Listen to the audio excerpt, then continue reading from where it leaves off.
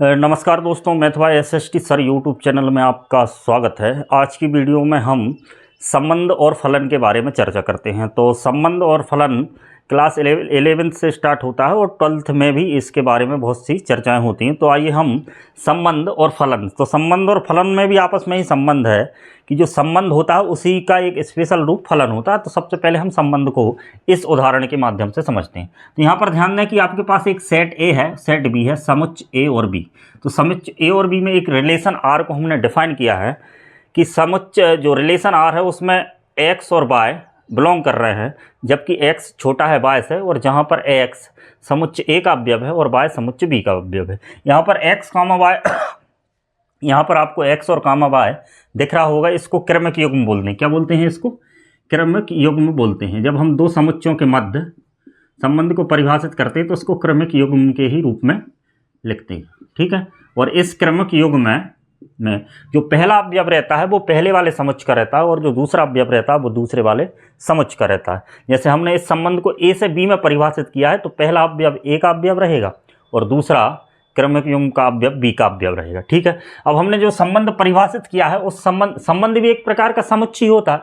तो यहाँ पर संबंध लिखा है तो उस समुच्चय में कौन कौन से अवयव आएंगे उसको हम यहाँ पर लिखना स्टार्ट करते हैं। जैसे हमने संबंध आर परिभाषित किया है। क्या किया? संबंध आर को परिभाषित किया है कि उसमें x और y बिलोंग करेंगे क्रमिक युग्म के रूप में, जिसमें x a का अवयव है और y b का अवयव है। अगर x a का अवयव है तो x की जगह हम केवल जो समुच्चय a के अवयव हैं कौन कौन से हैं 1 2 3 इनको ही लिख सकते हैं। मतलब x की जगह हम 1 2 3 ही लिख सकते हैं, जबकि y की जगह कौन कौन से अवयव हैं समुच्चय b में 0 4 5 और 6 इनको ही लिख सकते हैं। तो यहाँ पर आप ध्यान रखें। इसके बाद अब हमने जो समुच्चय परिभाषित किया उसके बाद उसके आधार पर हम रिलेशन को परिभाषित किया उसके आधार पर हम रिलेशन का एक समुच्चय बनाते हैं। तो समुच्चय रिलेशन समुच्चय में क्रमिक युग्म में बिलोंग कर रहा है x और y, और x a का अवयव है, y b का अवयव है।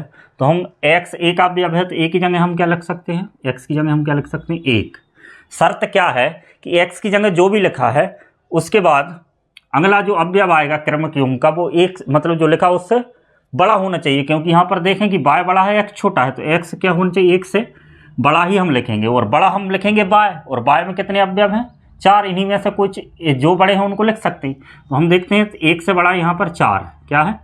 4 है। तो ये हमारा जो संबंध परिभाषित किया उसका पहला अवयव हो गया। अब हम यहाँ पर देखें कि 1 से बड़ा तो यहाँ पर 5 भी है, तो ये दूसरा अवयव हो गया। 1 से बड़ा तो यहाँ पर 6 भी है, ये तीसरा अवयव हो गया। तो इसका मतलब ये है कि हमारा जो समुच्चय ए का पहला अवयव 1 था वो समुच्चय बी के 4 5 और 6 से संबंधित है परिभाषा के आधार पर, क्योंकि 4 5 6 इससे बड़े हैं, तो जो बड़े हैं उनसे ही ये संबंधित होगा। इसके बाद हम समुच्चय ए का दूसरा अवयव लेते हैं। तो समुच्चय ए का दूसरा अवयव क्या है? 2 है। तो हम जानते हैं कि 2, अब 2 है तो हम समुच्चय बी का जो कि बाय अवयव है 2 से बड़े वाले ही ले सकते हैं। तो हम देखें तो यहाँ पर 4 है 2 से बड़ा, 2 से बड़ा 5 भी है, और 2 से बड़ा क्या है? 6 भी है। इसके बाद हम समुच्चय का अगला अवयव लेते हैं 3। तो 3 से बड़ा 4 भी है, 3 से बड़ा 5 भी है, और 3 से बड़ा 6 भी है। तो ये हमने रिलेशन आर के सभी अवयवों को इस परिभाषा के आधार पर क्रमिक युग्मों के रूप में लिख लिया। तो इसी को क्या बोलते हैं? रिलेशन बोलते हैं। हमने यहाँ पर जो रिलेशन ए, हमने यहाँ पर जो समुच्चय ए और बी में जो रिलेशन परिभाषित किया था क्या था कि x और y इसमें बिलोंग करेंगे, मतलब x और y क्रमिक युग्म के रूप में इसके अवयव रहेंगे, लेकिन x छोटा रहेगा y से, और उसी के आधार पर हमारा ये संबंध परिभाषित हो गया। अगर इसी संबंध को हम वेन डायग्राम के माध्यम से समझें तो जैसे हमने समुच्चय ए के लिए एक वेन डायग्राम बना लिया। ये इसमें समुच्चय ए के अवयव बिलोंग करेंगे कौन कौन से? ए में कौन कौन से अवयव हैं? 1 2 और 3। इसी के बाद हमने बी का वेन डायग्राम बना लिया, जो कि कौन कौन से अवयव हैं बी में? 0 4 5 और 6। अब हम इन संबंध को परिभाषित करते हैं। तो देखें कि 1 का संबंध 4 के साथ भी है, 1 का संबंध 5 के साथ भी, 1 का संबंध 6 के साथ भी। क्रमिकों युग्मों के अंदर जो अवयव लिखे रहते हैं वो एक दूसरे से संबंधित रहते हैं। इनको पढ़ते कैसे हैं कि 1 का संबंध 4 से है, और यहाँ पर 1 का संबंध 5 से है, यहाँ पर 1 का संबंध 6 से है। इस प्रकार तो हम इसको वेन डायग्राम में कैसे लिखेंगे कि 1 का संबंध किससे है? 4 से है, 1 का संबंध किससे है? 5 से है, 1 का संबंध किससे है? 6 से। ये इसका वेन डायग्राम बन गया। इसके बाद देखें 2 का संबंध यहाँ पर 4 से, मतलब 2 का संबंध भी इन तीनों से ही है। 2 का संबंध किससे है? 4 से भी है, 5 से भी है और 6 से भी है। 3 का संबंध भी 4 से है, 5 से है और 6 से है। तो ये वेन डायग्राम बन गया। हमने ए और बी समुच्च में एक संबंध परिभाषित किया था आर, और उसका वेन डायग्राम ये बन गया। तो ये संबंध आपको समझ में आया होगा, इसको क्लास 11th में आपने पढ़ चुके होंगे। इस वीडियो का मकसद केवल इस वीडियो का मुख्य जो मकसद है वो फलन को समझाना, लेकिन फलन में संबंध की ज़रूरत पड़ती थी, इसलिए इस संबंध का उदाहरण समझे। इसके बाद हम फलन को समझते हैं। तो आइए हम फलन को समझना स्टार्ट करते हैं।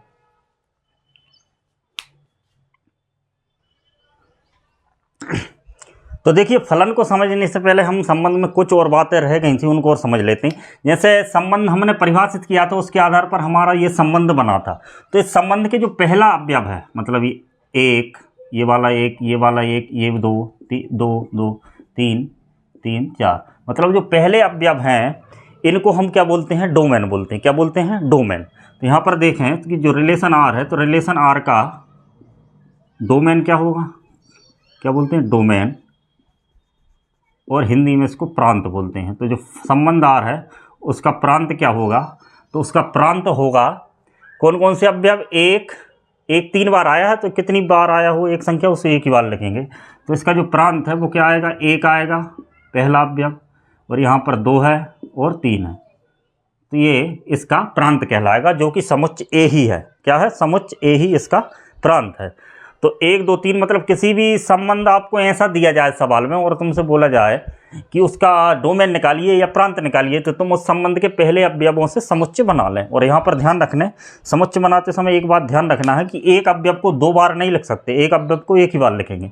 मतलब यहाँ पर एक 3 बार आया, लेकिन एक को हमें एक ही बार लिखेंगे, क्योंकि समुच्च के अंदर एक अवयव एक ही बार लिखा जाता है ना, उसको बार बार लिखने का कोई मतलब नहीं होता। और इसके साथ अगर जो आपको दूसरा अवयव दिया है, क्या दिया है? दूसरा अवयव दिया है, उसका अगर हम समुच्च बनाए तो उसको क्या बोलेंगे? संबंध का रेंज बोलेंगे। क्या बोलेंगे? रेंज, या इसको परिसर भी बोलते हैं हिंदी में, या हिंदी में इसको एक शब्द और है परास बोलते हैं। क्या बोलते हैं? परास। तो इसकी रेंज क्या होगी? तो इसकी रेंज होगी दूसरा अवयव। तो रेंज दूसरा अवयव कौन कौन सी है? तो दूसरे अवयव में 4 है, 5 है, 6 है, यहाँ पर भी 4 5 6, 4 5 6, मतलब 4 5 6 के अलावा कुछ नहीं है। तो ये इसकी क्या हो जाएगी? रेंज। तो ये समुच्च क्या हो जाएगा? 4 5 6। ये तो हो गया आपका डोमेन, और ये हो गई इसकी रेंज। तो ध्यान दें कि जो समुच्च ए है, जो हमने इस सवाल में पढ़ा था, जो समुच्च ए था वही क्या था? डोमेन। लेकिन जो समुच्च बी था वो रेंज नहीं था। समुच्च बी तो हमारा क्या था? समुच्च बी हमने जो सवाल में पढ़ा था वो क्या था? 0 4 5 6। ये तो समुच्च बी था, लेकिन हमारी रेंज में तो 4 5 6 आ रहा, 0 आ ही नहीं रहा। 0 का कोई संबंध ही नहीं था उसमें, है ना। तो हमारा जो बी समुच्च था उसको संपूर्ण रूप से हम क्या बोलते हैं? कोडोमेन बोलते हैं। क्या बोलते हैं? कोडोमेन बोलते हैं। जिन 2 समुच्चों के मध्य हम संबंध परिभाषित करते हैं, उसमें जो पहला समुच्च रहता है उसको तो डोमेन बोलते हैं, और जो दूसरा समुच्च रहता है उसको क्या कोडोमेन बोलते हैं। और कोडोमेन के जिन अवयवों का संबंध होता है, जैसे 4 5 6 का ही संबंध था कोडोमेन के, तो उनका जो समुच्च बनेगा उसी को क्या बोलेंगे? रेंज बोलेंगे। ध्यान रखना। और यहाँ पर एक बात समझने वाली है कि जो कोडोमेन होता है उसी का उपसमुच्च रेंज होता है ना। मतलब क्या है? जो रेंज है, रेंज भी एक सेट है, तो रेंज उपसमुच्च होता है किसका? ऐसे प्रदर्शित करते हैं कोडोमेन का। ये ध्यान रखना। और कोडोमेन और रेंज कभी कभी बराबर भी हो जाते हैं, उसके बारे में हम आगे पढ़ेंगे, ठीक है। तो रेंज ही कोडोमेन का क्या होता है?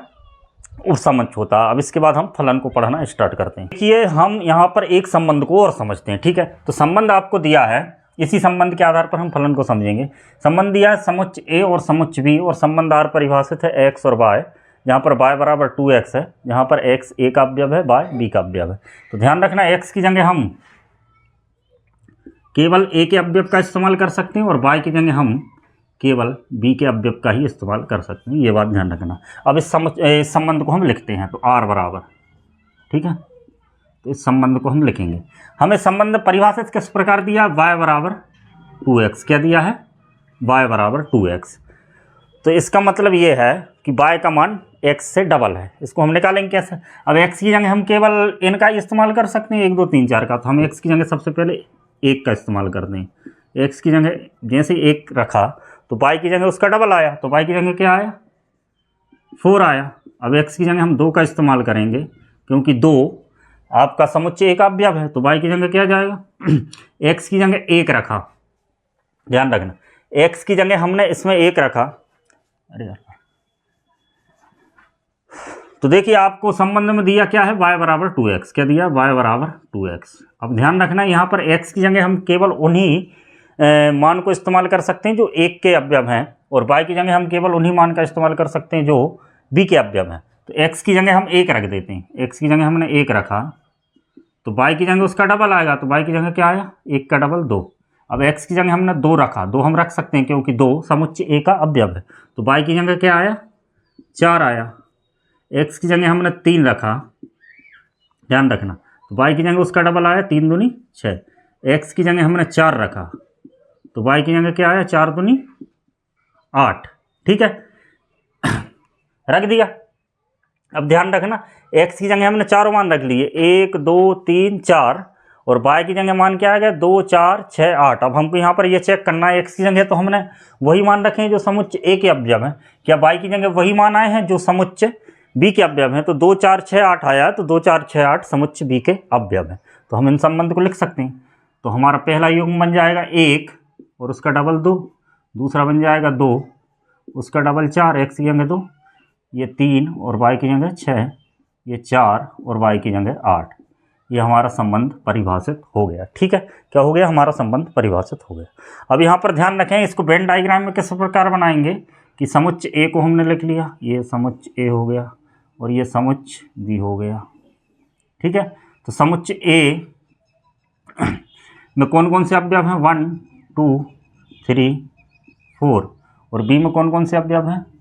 2 4 6 8 और 10। अब ये किस किस से संबंधित है उस संबंध को हम लिखते हैं।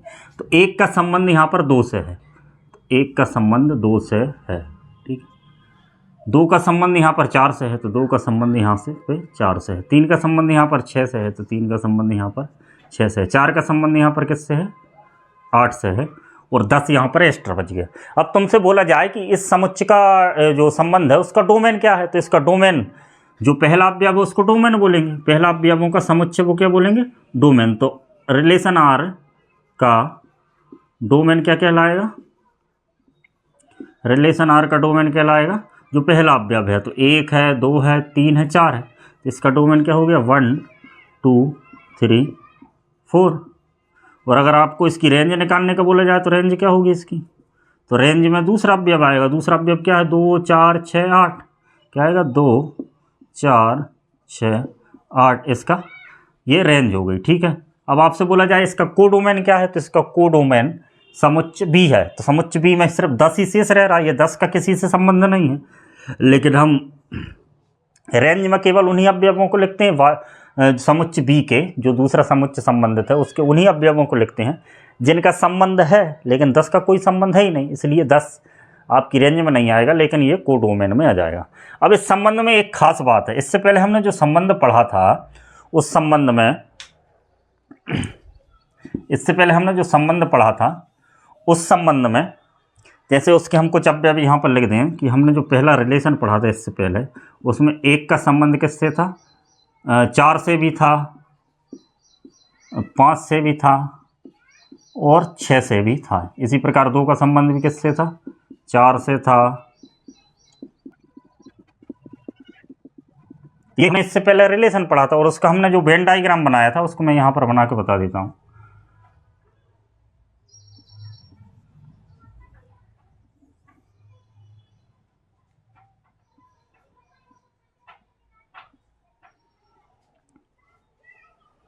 तो 1 का संबंध 4 से भी था, 1 का संबंध 5 से भी था, 1 का संबंध 6 से भी था। इसी प्रकार 2 का संबंध भी 3 से था, 3 का संबंध भी 3 से था। ठीक है, तो इस समुच्चय में, इस संबंध में जो हमने इससे पहले परिभाषित किया था वो इस प्रकार था। लेकिन इसमें आपको ये बात ध्यान देने वाली ये है कि यहाँ पर जो समुच्चय ए है जो कि डोमेन है, तो डोमेन का प्रत्येक अवयव बाय के एक ही अवयव से संबंधित है। क्या है, एक ही अवयव से ही संबंधित है। जैसे यहाँ पर देखें तो 1 4 से भी संबंधित था, 5 से भी संबंधित था, 6 से भी संबंधित था। लेकिन यहाँ पर देखें तो 1 का संबंध केवल 2 के साथ है, और 2 का संबंध केवल 4 के साथ है, और 3 का संबंध केवल 6 के साथ है, और 4 का संबंध केवल 8 के साथ है। जबकि इसमें ऐसा नहीं है, इसमें ऐसा है कि 1 का संबंध y के एक ही अवयव से है। तो इस प्रकार के संबंध को हम क्या बोलते हैं, फलन बोलते हैं। क्या बोलते हैं, फलन बोलते हैं। फलन की खास बात क्या है, फलन की 2 खास बातें हैं कि जो डोमेन है फलन का, जो कि समुच्चय ए होगा यहाँ पर, उसका प्रत्येक अवयव कोडोमेन के एक ही अवयव से संबंधित होना चाहिए। किससे संबंधित होना चाहिए, कोडोमेन के एक ही अवयव से संबंधित होना चाहिए। तो यहाँ पर देखें तो 1 का संबंध 2 से ही है और किसी से नहीं। यहाँ पर 1 का संबंध 4 से भी 5 से। और इसके साथ साथ एक बात ये ध्यान रखना है कि कोडोमेन का जो डोमेन है उसका प्रत्येक अवयव किसी न किसी अवयव से संबंधित होना चाहिए बी से। जैसे अगर यहाँ पर ध्यान दें कि यहाँ पर जो समुच्चय ए है, अगर उसमें एक अवयव 5 होता, क्या होता, 6 होता, मान लो क्या होता, 6 होता इसमें, तो 6 का संबंध तो 12 से होगा, क्योंकि हमने जो संबंध परिभाषित किया है डबल होना चाहिए। तो लेकिन 12 तो बी में है ही नहीं, तो इसका मतलब 6 का संबंध किसी से हो नहीं सकता। तो इसका मतलब अगर डोमेन में 6 जो अवयव है वो खाली रह गया तो ये फलन नहीं है। फलन की पहली कंडीशन ही यही है कि जो डोमेन है उसका प्रत्येक अवयव किसी न किसी अवयव से संबंधित होना चाहिए, कोई अवयव खाली नहीं रहना चाहिए। और दूसरी कंडीशन ये है कि जो डोमेन का एक अवयव कोडोमेन के एक ही अवयव से संबंधित हो, 2 से संबंधित नहीं हो। तो ये फलन की परिभाषा। क्या क्या परिभाषा है, पहला तो ये है कि डोमेन, जो डोमेन है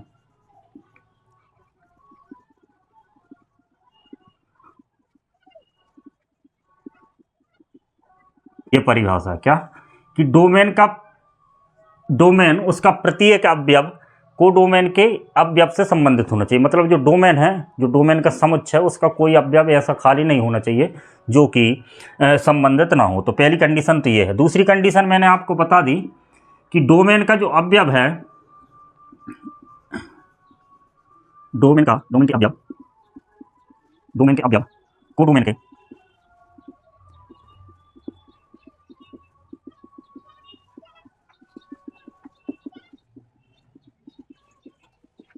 कोडोमेन के अद्वितीय अवयव से संबंधित हो। मतलब जो डोमेन है उसका एक अवयव कोडोमेन के एक ही अवयव से संबंधित हो, 2 अवयवों से संबंधित नहीं हो। अगर कोई संबंध इन 2 शर्तों का पालन करता है तो उसी को क्या बोलते हैं, फलन बोलते हैं। तो फलन वास्तव में एक स्पेशल टाइप का संबंध है जिसकी शर्त क्या है, 2 शर्त हैं कि जो फलन का जो संबंध है उसका डोमेन खाली डोमेन के जो प्रत्येक अवयव हैं वो किसी न किसी अवयव से संबंधित हों, और साथ साथ डोमेन का प्रत्येक अवयव कोडोमेन के एक ही अवयव से संबंधित हो। तो ये फलन की बेसिक परिभाषा है।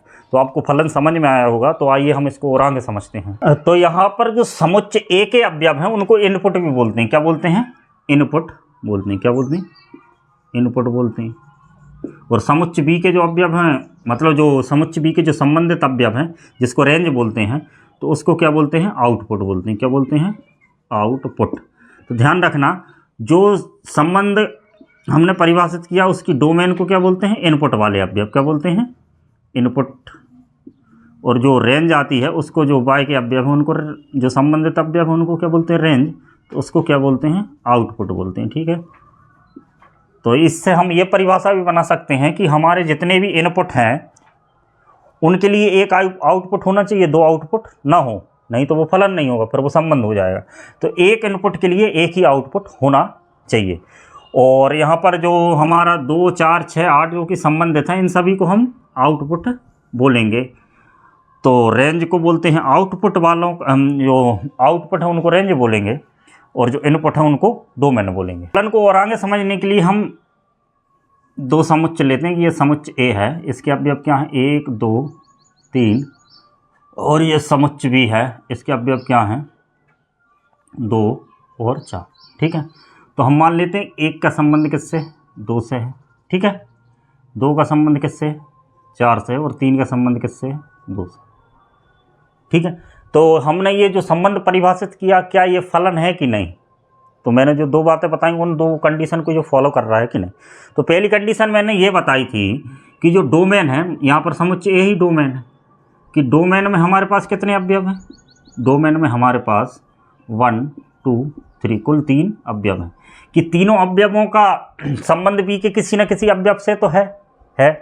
तो मतलब हमारी पहली शर्त तो ये पालन कर रहा है कि एक का संबंध भी है, दो का संबंध भी है, बी का संबंध। दूसरी शर्त मैंने ये बोला था कि जो डोमेन के प्रत्येक अवयव है वो बी के एक ही अवयव से संबंधित होना चाहिए, दो अवयव से संबंधित ना हो। तो हम देखते हैं एक अवयव से संबंधित है कि नहीं। तो एक तो 2 से संबंधित है, ठीक है, और 2 4 से संबंधित है, ठीक है, और 3 भी 2 से संबंधित है। कन्फ्यूजन यहाँ पर यही हो रहा है कि एक का संबंध 2 से भी है और 3 का जो 2 है उसका संबंध 1 से भी है और 3 से भी है। तो हमने परिभाषा ये बताई थी कि जो डोमेन है उसका प्रत्येक अवयव, ध्यान रखना, जो डोमेन है उसका प्रत्येक अवयव को डोमेन के किसी न किसी अवयव से संबंधित हो। पहली कंडीशन तो ये थी। दूसरी कंडीशन ये थी कि एक अवयव का एक ही अवयव से संबंध हो। तो यहाँ पर ध्यान दें कि एक का 2 के साथ संबंध है, ठीक है। तो जो एक का 2 के साथ संबंध है, यहाँ पर ऐसे समझ सकते हैं कि जैसे जो बी आपको दिया है इसको आप मान सकते हो कि ये डेट ऑफ बर्थ है। क्या है? डेट ऑफ बर्थ है, ठीक है, डेट ऑफ बर्थ है।